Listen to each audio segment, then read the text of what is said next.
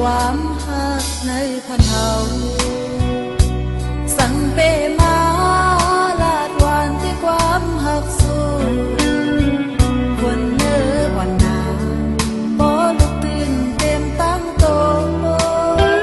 ตกใจตื่นมาคือทางปีนี้ยิ้มใจ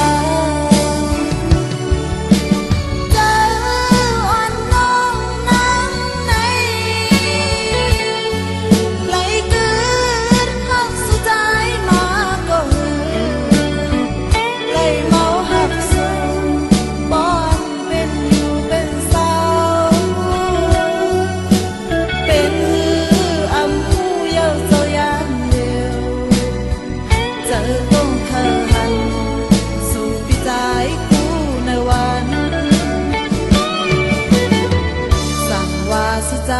อ่านหักหยอกเล่นอำเข้าหักก็หมอกนางน้องต่างลี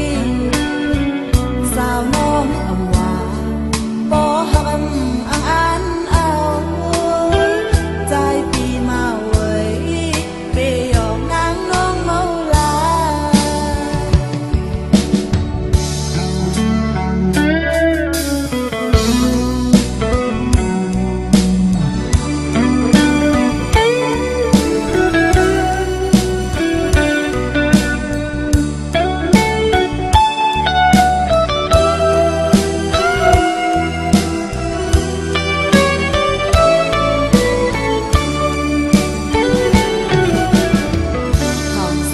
ความหักในพันเฮาสั่งเปมาลาดหวานที่ความหักสู้คนเนื้อวันนาบ่ลุกตื่นเต็มตั้งโตตกใจตื่นมา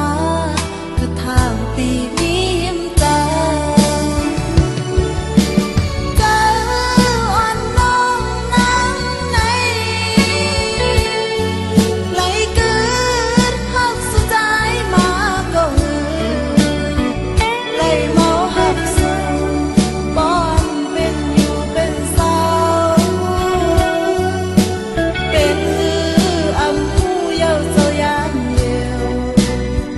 จอ